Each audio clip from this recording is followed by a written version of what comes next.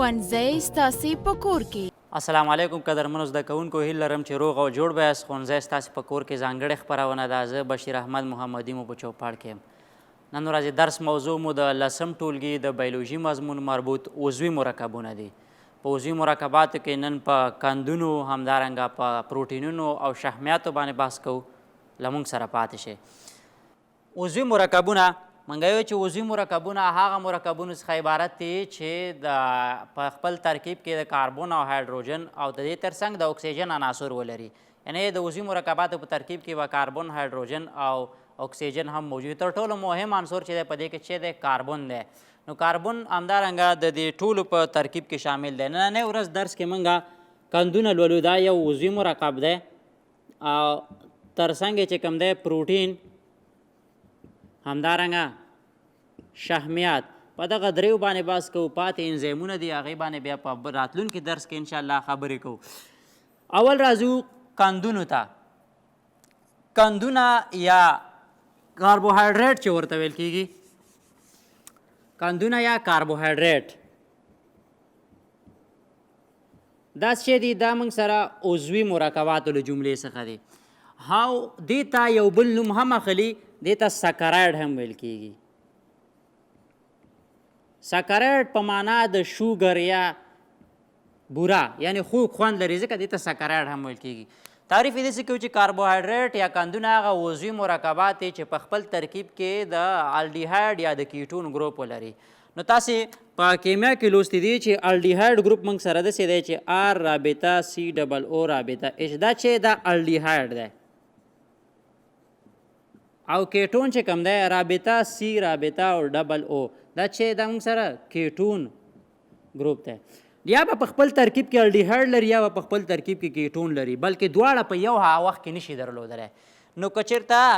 کم عضوي مرکبات په خپل ګروپ کې الډیهایډ ولري، هغې ته بیا الډوز ویل کېږي. او که چېرته کیټون ولري، هغې ته بیا چې ویل کېږي کیټوز ویل کېږي. نو موږ وایو چې کاربوهایډریټ هغه عضوي مرکبات دي چې په خپل ترکیب کې به یا د الډیهایډ او یا به د چې ولري د کیټون ګروپ ولري. خو په ترکیب کې څو شیان شته دی؟ عناصر له جملې څخه دی په ترکیب کې کاربن، هایدروجن، اکسیجن او دې ترڅنګ نایټروجن، سلفر او فاسفورس هم موجود دي. دغه عناصر د دې په ترکیب کې شامل دي، خو ترڅنګ به دغه دوه ګروپونه هم څنګه په خپل ترکیب کې لري. راځو ټایپس ته، ډولونو ته. کاربوهایډریټ چې کوم دی، کاربوهایډریټ موږ سره په لاندې ډولونو باندې ویشل شوي. ستاسې کتاب کې 3 ډولونه راغستي، خو موږ پکې یو 4م ډول هم وایي تر څو تاسې پرې ښه پوه شئ. یو ډول چې کوم دی، لومړی ډول چې دی مونو سکرایډ. مونو سکرایډ، مونو سکرایډ، مونو په معنا د یو، سکرایډ چې دی شوګر ته ویل کېږي. دا چې دی دې ته سمپل شوګر هم ویل کېږي. سمپل شوګر یعنی ساده قندونه له جملې څخه دي. هغه کاربوهایډریټ دي یا هغه قندونه دي که چېرته تجزیه شي، تجزیې په نتیجه کې په خپلو جوړو شوو عناصرو باندې بدلیږي. مثال په ډول باندې چې دی، مثال ګلوکوز، که چېرته دا موږ تجزیه کړو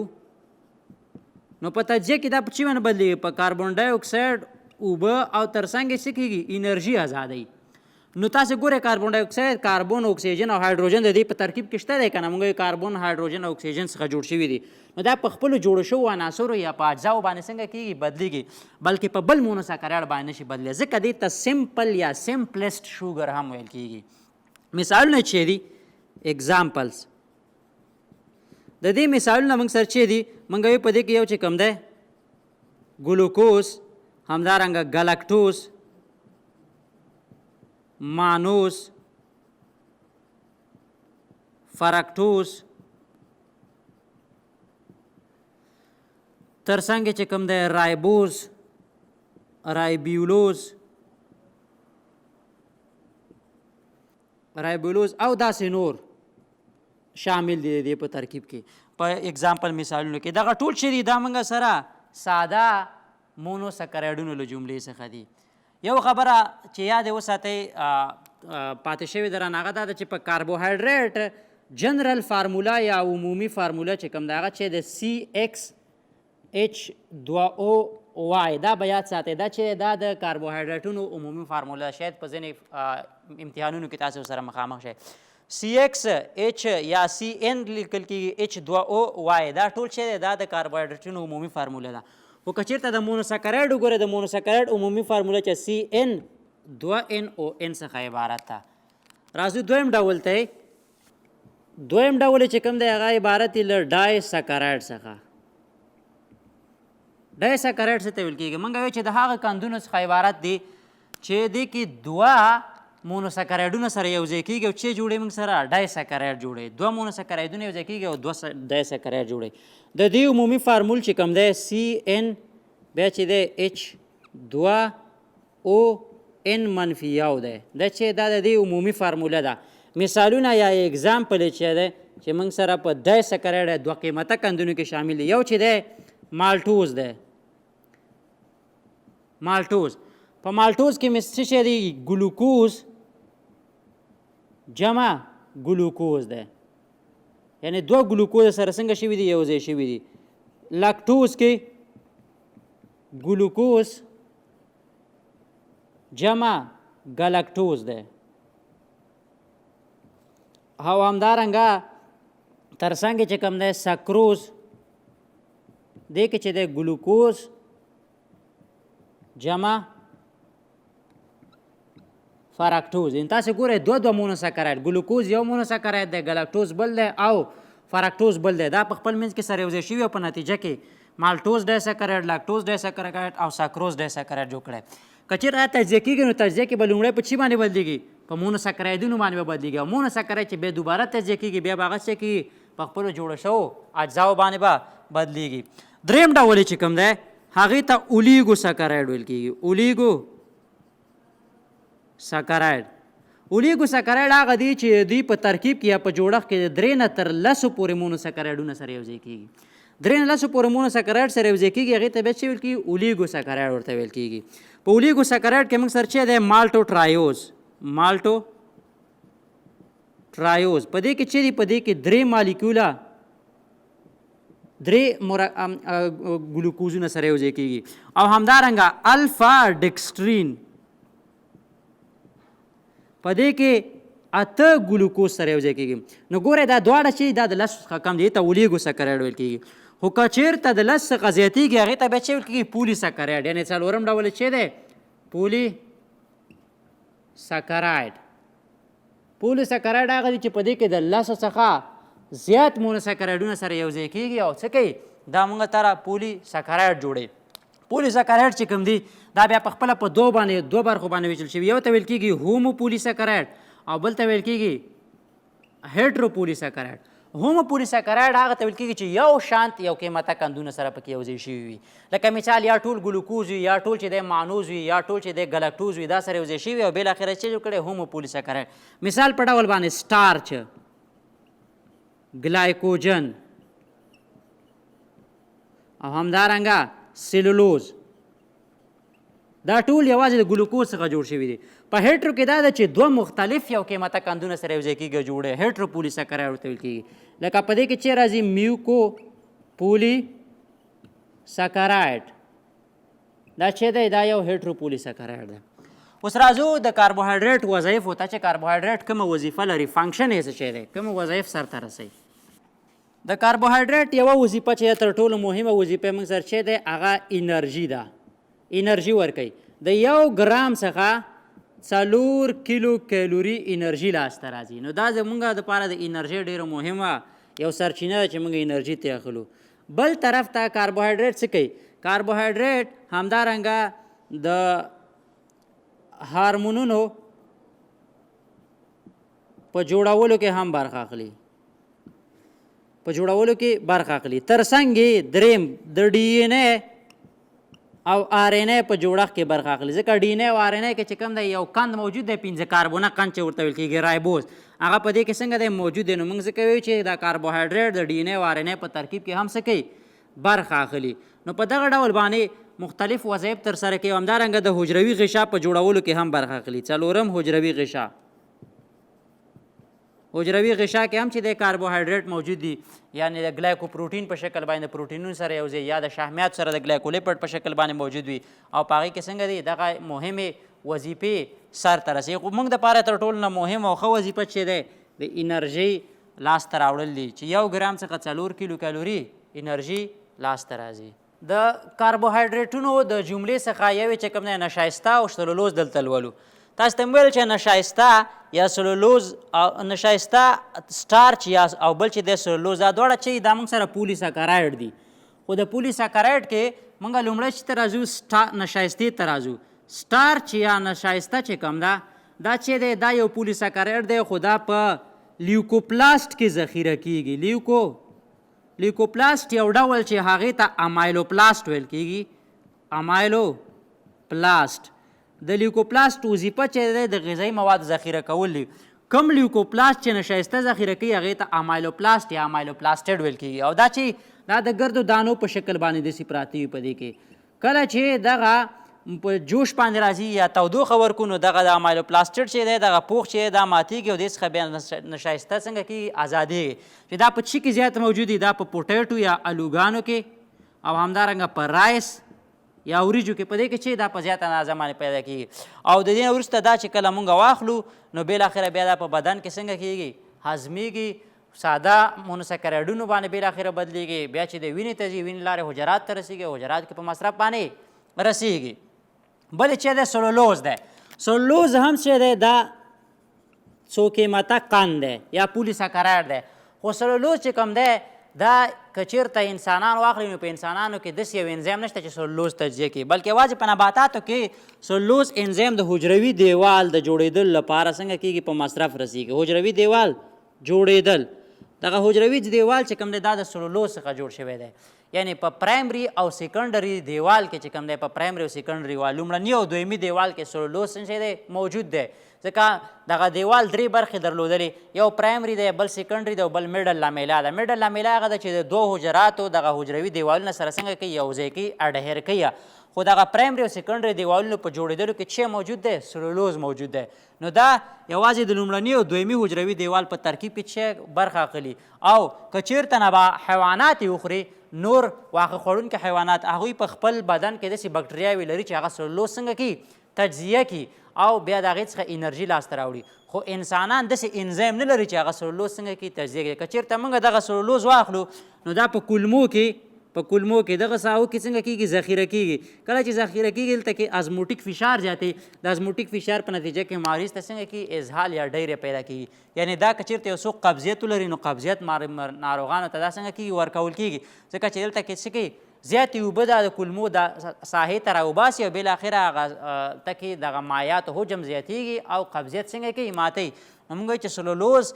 انسانانو په بدن کې د سلولوز دپاره کوم انزیم نشته دی او نه تجزیه کېږي نو ځکه موږ د دې څخه کومه ګټه نه شو اخیستی یوازې په طبابت کې استعمالولی شو چې هغه شی دی د قبضیت د ماتولو لپاره څنګه کېږي استعمالیږي راځو بل عضوي مرکب ته چې هغه عبارت دی له پروټین څخه پروټین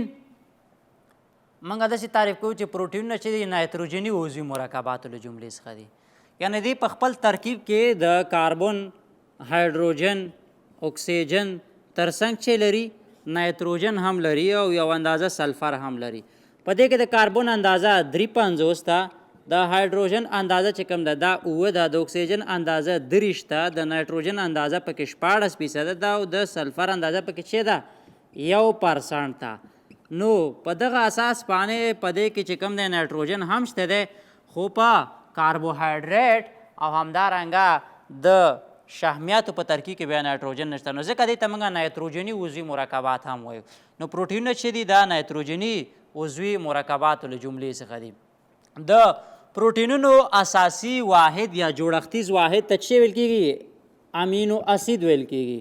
امینو اسید د پروټینونو ساختماني او وظیفوي واحد دی همدغه امینو اسید دی چې وظیفه هم سرته رسوي او د پروټینونو جوړښت یې هم رامنځته کړی یعنې جوړ شوي ترې هم دي په طبیعت کې تر اوسه پورې د 300 څخه زیات امینو اسیدونه پیژندل شوي دي په ډبل ای سره ښودل کېږي خو په تیلرونکو حیواناتو کې د امینو اسیدونه چې کوم دي 100 امینو اسیدونه تر اوسه پورې پیژندل شوي دي چې دغه 100 امینو اسیدونه چې کوم دي دا عبارت دي له ارجینین څخه همدارنګه چې ارجینین دی اسپرجین دی اسپرټیک اسید دی ترڅنګ چې کوم دی ګلوټامیک اسید دی همدارنګه چې دی پورفایرین دی فینایل الانین دی همدارنګه الانین دی تایروسین دی ټریپټوفان دی سیرین دی ولین دی او داسې ټول مختلف چې دی 100 امینو اسیډونه څنګه کې برابریږي چې دغه شل واړه امینو اسیدونه څنګه کیږي دا په مختلفو طریقو باندې سره یوځای کیږي او څه جوړي پروټین جوړي یعنی امینو اسیدونه یوځای کیږي چې جوړي پیپټایډ جوړي پیپټایډ چې یوځای شي پولی پیپټایډ جوړي او پولی پیپټایډ چې بل اخر یوځای شي چې جوړي پروټین جوړي په دغه ډول باندې دا سره یوځای کیږي بل اخر چې جوړي پروټین جوړي دغه امینو اسیدونه چې کوم دي دا موږ سره په دوه برخو باندې ویشل شوي یو ته ویل کیږي اساسي یا اسینشل امینو اسیدونه اسینشل یا اساسي امینو اسیدونه اساسي امینو اسیدونه هغه امینو اسیدونه ته ویل کیږي چې انسان په بدن کې نه جوړیږي له بهر څخه باید موږ واخلو او د پروټینونو په جوړولو کې څه کوي برخه اخلي بلې چې کوم دی هغه نان اسینشل دي یا غیر اساسي امینو اسیدونه دي هغه امینو اسیدونه دي چې زموږ بدن کولی شي چې په خپله جوړ کړي که چېرته موږ په غذا کې وانخلو هم پوره اړتیا ورته نشته خو بدن کولی شي چې دا په خپله جوړ کړي خو بیا هم دغه غیر اساسي امینو اسیدونه چې تقریبا 9 امینو اسیدونه کیږي دا د پروټین په جوړولو کې برخه نه اخلي یوازې د پروټین په جوړولو کې چې موږ سره برخه اخلي هغه چې دي هغه اساسي امینو اسیدونه دي نو د دې ترڅنګ همدارنګه پروټینونه چې کوم دي دا د دغه امینو اسیدونو د یوځای کېدو په نتیجه کې جوړیږي دغه امینو اسیدونه سره یوځای کیږي او دا پروټینونه جوړوي که چېرته دغه امینو اسیدونه په غلط ډول سره یوځای شي په ځینې حالاتو کې ځینې ناروغۍ هم رامنځته کولی شي مثال په ډول باندې که چېرته تاسې وګورئ په انسانانو کې یوه ناروغي رامنځته کیږي سیکل سیل انیمیا یا لور ته ورته د وینې کموالی دا څه وخت کې رامنځته کیږي ګوره 2 امینو اسیدونه دي یو ته ویل کیږي ولین او بل ته ویل کیږي ګلیوټامیک اسید کله چې هیموګلوبین زنځیر جوړیږي نو د ګلیوټامیک اسید ځای څوک نیسي ولین یې نیسي نارمل حالت کې په هغه چین کې یو ځلې ولین راځي او ګلیوټامیک اسید هم پکې راځي خو په دغه ناروغۍ کې دغه د ګلیوټامیک اسید ځای هم څوک نیسي ولین یې نیسي او کله چې ولین د دې ځای ونیسي نو په نتیجه کې دغه ناروغي رامنځته کېږي آر بي سي بیا داسې شکل لري یعنی موږ دې ته بیا چې لور ته ورته د وینې کموالی دا یو ناروغي ده یو ارثي ناروغي ده چې په انسانانو کې څنګه کیږي پیدا کیږي همدارنګه پروټینونه چې کوم دي دا د امینو اسیدونو په اساس باندې په 2 ډوله دي یو هغه پروټین دی چې هغه مکمل اساسي امینو اسیدونه ولري لکه حیواني پروټین او بل هغه دی چې مکمل اساسي امینو اسیدونه نه لري هغې ته نباتي پروټین هم ویل کېږي لکه پلانټ پروټین چې کوم دي اوس یې راځو وظایفو ته چې پروټین موږ سره کوم وظایف لري لومړی چې کوي ازموتیک فشار ته تنظیموي ازموتیک فشار تنظیموي دویم انرژي انسان ته شی ورکوي انرژي ورکوي دا هم د 1 ګرام څخه 4 کیلو کیلوري انرژي لاسته راځي همدارنګه دریم چې کوم دی د بدن په جوړولو کې برخه اخلي لکه زمونږ څومره عضلات چې کوم دی د دې په جوړښت کې هم شی دی پروټین شامل دي دریم چې کوم دی څلورم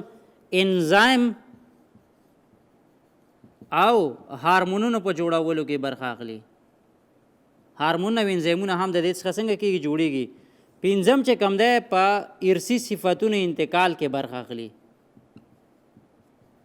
ارثي صفتونو انتقال کې هم څه کوي دغه پروټینونه موږ سره څه کوي مهمه ونډه لري نو دغه یو څه چې دي د مهم وظایف دي چې باید ازموټیک فشار تعینوي انرژي تولیدوي بدن په جوړولو کې برخه اخلي انزایمونه او هارمونونه جوړوي او همدارنګه ارثي صفتونو په انتقال کې څه کوي برخه اخلي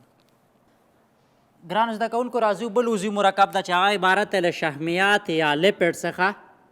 لیپډ یا شحمونه